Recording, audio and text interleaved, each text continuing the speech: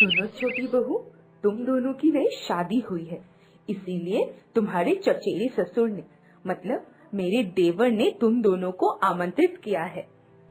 ओह अच्छा, तो फिर हमें उनके घर कब जाना है? परसों को जाएंगे।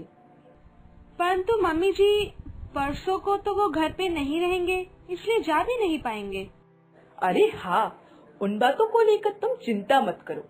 मैंने उनसे कह दिया है कि मेरा बाबू नहीं आ पाएगा, इसीलिए सिर्फ तुम और मैं ही जाएंगे उनके घर।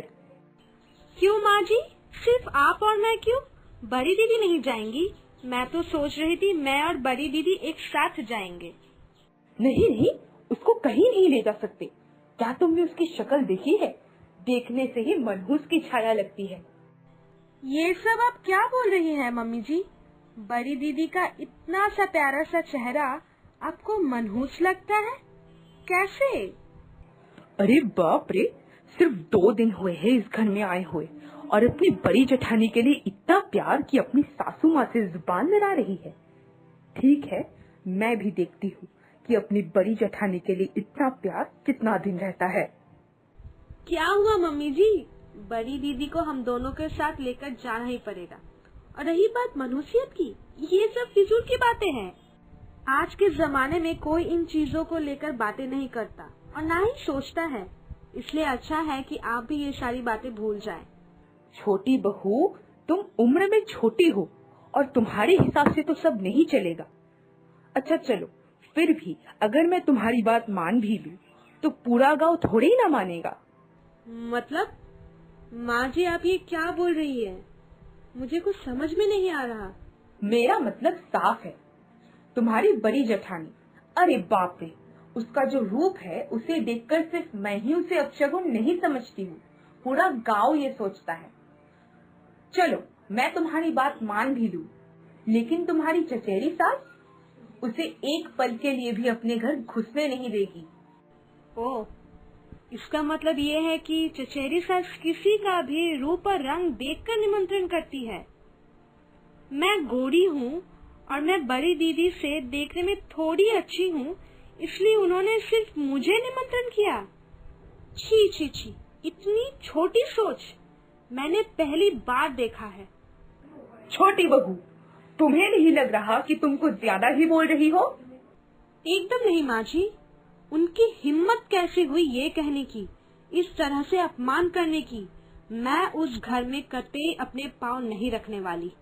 आप चचेरी सास को कह दीजिएगा, जिस घर में बड़ी दीदी का सम्मान नहीं किया जाता, उस घर से रिश्ता रखने की मेरी कोई इच्छा नहीं है। ठीक है माँ जी, मैं रसोई घर की ओर चलती हूँ, मुझे कुछ काम है।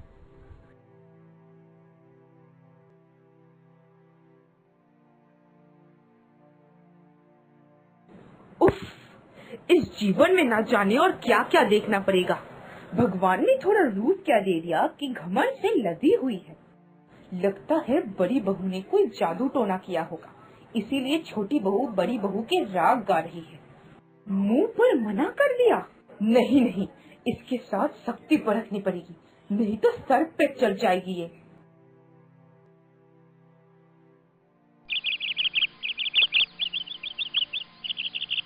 बड़ी दीदी, आप रोज खाना बनाती हो, आज मैं खाना बनाऊंगी। आप क्या मुझे घर के काम काज सीखने नहीं दोगी? आप छोड़िए, मैं करती हूँ। अरे बुद्धू, ये क्या बोल रही हो? इतनी गर्मी में खाना पकाने की आदत नहीं है तुम्हें। जाओ अपने कमरे में जाओ और आराम करो। इतनी गर्मी में रसोई में मत बैठो। एकदम नहीं, आज मैं आपकी एक भी नहीं सुनने वाली। आज आप मेरे पास बैठकर मेरी गलतियाँ सुधार देंगी। आपको आज मुझे खाना पकाने देना ही पड़ेगा। ठीक है, इतनी बार बोल रही हो तो तुम पकाओगी खाना, पर अगर सासू माँ को पता चला तो बहुत डांटेंगी। क्यों डांटेंगी? इतने सालों से आपने सभी का ख्याल रखा है, ये क्या आपका ही काम है? आपका ख्याल कौन रखेगा? आप पूरे दिन खाना बनाओगी और घर के सारे काम करोगी और मैं घर पे आराम करूंगी। नहीं, वो सब नहीं होने वाला। आप हटिए जरा, हटिए, मुझे बैठने दीजिए। हाँ, मैं बैठती हूँ यहाँ पे। बड़ी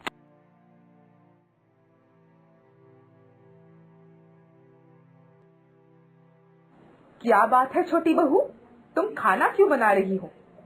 किसने कहा तुमसे खाना बनाने के लिए? बड़ी बहू ने। नहीं माँ जी, बड़ी दीदी ने नहीं। दीदी तो मुझे खाना पकाने ही नहीं दे रही थी, मैंने ही जोर जबरदस्ती किया है। अच्छा छोटी बहू, तुम क्या मेरी एक भी बात एक बार में समझ नहीं सकती हो? मैंने कहा ना तुमसे चूल्हे के सामने से उठने के लिए। आज मेरी 2 सहेलियां तुम्हें देखने के लिए आने वाली है। कहा तुम सज धज के बैठोगी और यहाँ तुम चूल्हे के सामने बैठकर अपना रंग काला कर रही हो। काला रंग हो जाएगा तो समझ में आएगा। वैसे भी मैं बड़ी बहू के काले रंग और मनहूस चेहरे की वजह से समाज में मुंह दिखाने के लायक नहीं रही। अब तुम दोनों के वजह से लोग मुझे देखकर छीछी कहेंगे कि तुम्हारी दोनों बहुएं इतनी काली और बदसूरत दिखती है। ओहो, तो ऐसी बात है। आपके लिए बाहर का सौंदर्य ही सब कुछ है।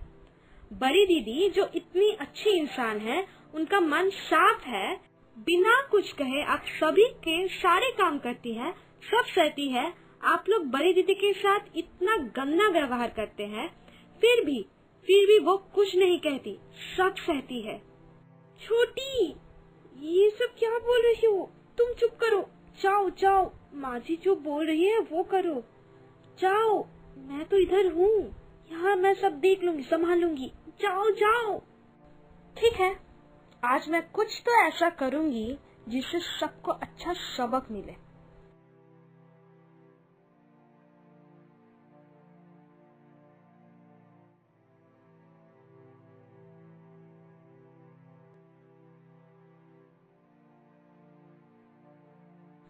अरे, तेरी छोटी बहू को बुला।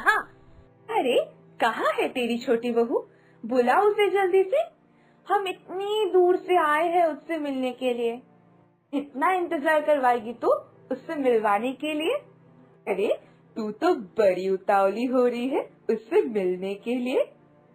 अरे हाँ, मिलना तो पड़ेगा ही।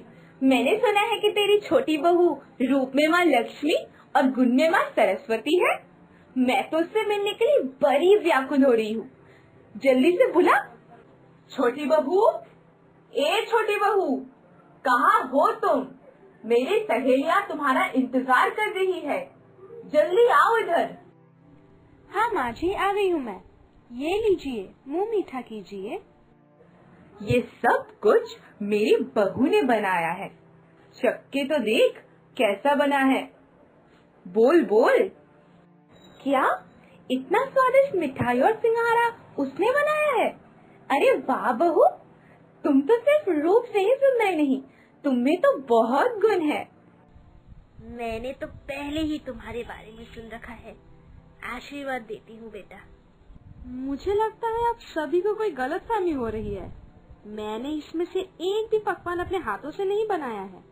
ये सब मैंने नहीं, बड़ी दीदी ने बनाया है।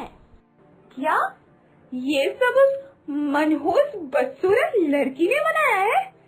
हरे हरे। अरे सुमाना, तूने हमें अपने घर क्यों बुलाया? अपमान करने के लिए या उस लड़की के अपशगुनी हाथों से खाना खिलाने के लिए? दीदी भाई बहुत खराब है दिखने में, है ना? मनुष्य है वो, और आप बड़ी सुंदर है। आप तो बंदरिया की जैसी दिखती है। फिर तब कोई समस्या नहीं है। ए लड़की, तुम अपने आप को बहुत सुंदर समझती हो ना? थोड़ी अच्छी हो दिखने में तो हमें कुछ भी बोलती रहोगी। क्या करूं, जिसका जैसा किस्मत। मैं सुंदर हूँ दिखने में, इसलिए आप लोग मुझे सुंदरी बोलते हैं, और आप लोग बदसूरत है दिखने में, इसलिए मैं आप लोगों को बदसूरत बोलती हूँ, मनहूस बोलती हूँ। अच्छा, एक बात बताए, आप सभी को ऐसे बंदरिया जैसे शक्ल कहाँ से मिला? छोटी बहू, तुम हम लोगों की ऐसे बेइज्जती करके हमें कष्ट दे रही हो। मैंने तुम्हें अपनी सहेलियों से इतने प्यार से मिलाया और तुमने ये किया। माँ जी, बहुत कष्ट हो रहा है ना? बहुत अपमानित लग रहा है। और इसी तरह आप लोग रोज रोज बड़ी दीदी को बोलते हैं, कष्ट देते हैं, तब दीदी को भी इतना ही कष्ट होता है, दुख पहुँचता है। ये बात याद रखना, इस दुनिया में भगवान ने किसी को भी संपूर्ण करके नहीं भेजा है। सभी में कोई ना कोई कमी रहती है, इसीलिए किसी के रूप या गुण के विचार के पहले अपनी ओर देख लेना चाहिए। और हाँ, अब जितना कष्ट दूसरों को देंगे उतना कष्ट आपको भी वापस मिलेगा। याद रखिएगा इस बात को। यह घटना के बाद माँ जी के व्यवहार में बहुत बड़ा बदलाव आया और वो अपनी बड़ी बहू को प्यार देती रही।